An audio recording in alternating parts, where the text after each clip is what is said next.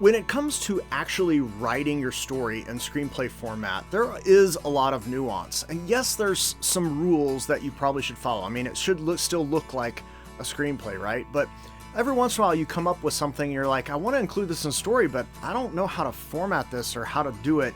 And there's a lot of those like, how do I ... kinds of questions. In most situations, the answer is actually, it's all about clarity.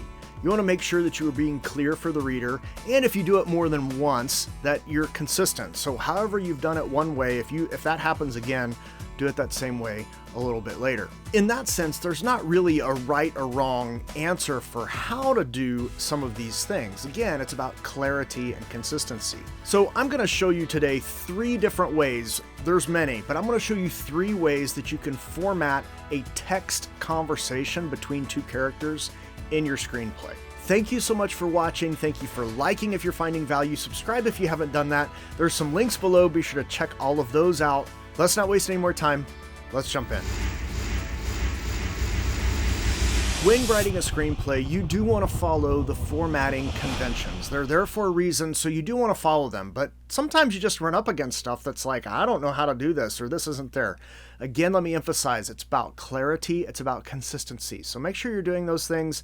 As long as you're being clear about what's going on, you're being consistent if it happens multiple times, and you're following the general screenplay formatting stuff when you can, you're going to be just fine. You can play within the rules, and I'm going to show you 3 different ways to format a text conversation between 2 characters. There's not a right or a wrong way here. So these are 3. There are a few others, but this will at least give you an idea of what are some things that you can do and how to manipulate the format of a screenplay to reflect a text conversation. So I'm going to jump on my computer and we're going to deal with that. Let's say we have this text conversation here between Vivian and Penelope.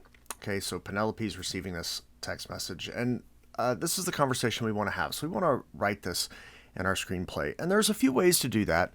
First, let me show you the quote-unquote proper way. So here is the proper way. If you're reading the books and all that, this is how it's going to tell you to format that. So we have our scene, but you'll notice here we'll have scene headings specifically for Penelope's phone, and then in quotes we're putting what the text actually is. So what color, red, blah blah blah, back to scene, and everything is just kind of this, on the phone, back to scene, on the phone, back to scene. It's just clunky. I mean, it works, but it's just clunky, and it doesn't even, if you just look at this on the page, it doesn't even feel like a text conversation. So we probably want to avoid this one, even though you're technically doing it correct. Okay, and this is one of the things with the rules, quote unquote, in writing and in formatting. You still want to follow screenplay format, yes, but you also want it to be clear, and you also want it to be concise. And again, as we noted, you want to be consistent. So if we have a couple of these in our screenplay, we want to just be consistent. But this is just clunky and, just doesn't even really look good on the page. It's distracting. So let's not do this one. So here's another option. This one I will call writing it like a playwright. So if you've written or if you've read any plays, you'll notice the characters, when they speak, their name is in all caps. Here we have italicized what the text is as opposed to not. So normally in a play, these would be reversed. The descriptions would be in italics. The dialogue would be normal. So here for a text, we're just going to reverse them. So italics, what color? Red. Starts to put up phone. Why? Why not? Now this starts to feel a little bit more like a text conversation, and it's very simple. You're able to track with what's going on. Again, you want to go for clarity.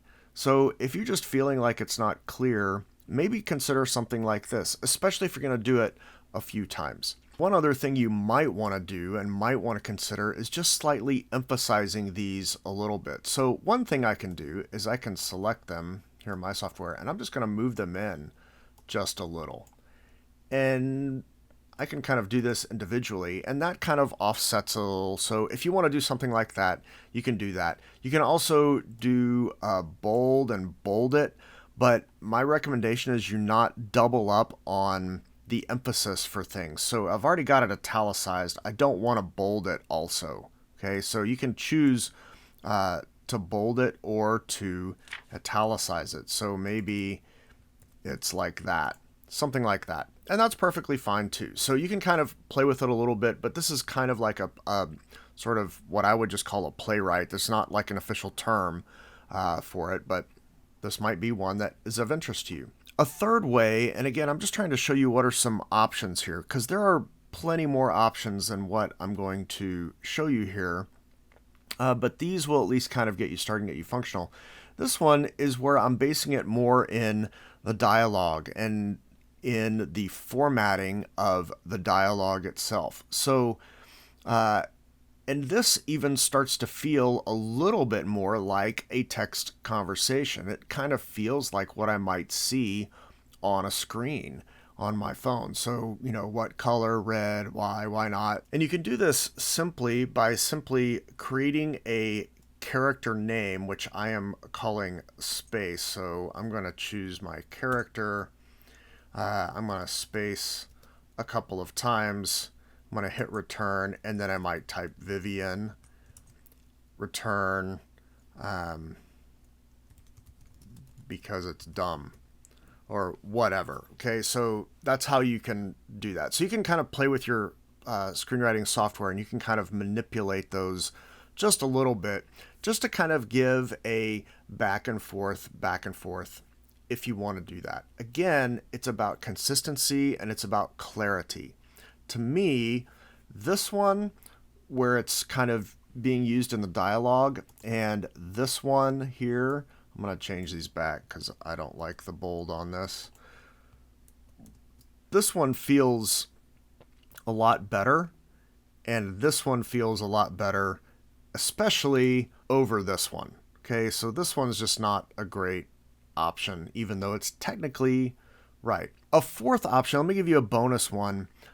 Most screenwriting software now lets you include images, and you can go online and find like fake text message kinds of things and create the text messages and then insert the images into the dialogue. So it might look something like this, where I'm just like including an image here. Now, this could get clunky. It could get, it could become a little too much, honestly.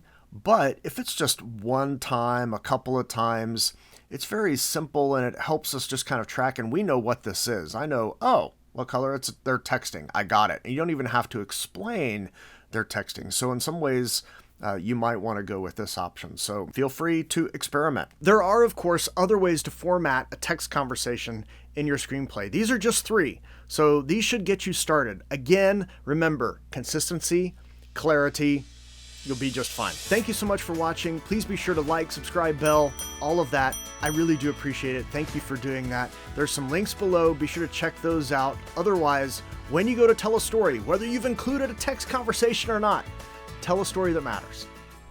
See you later.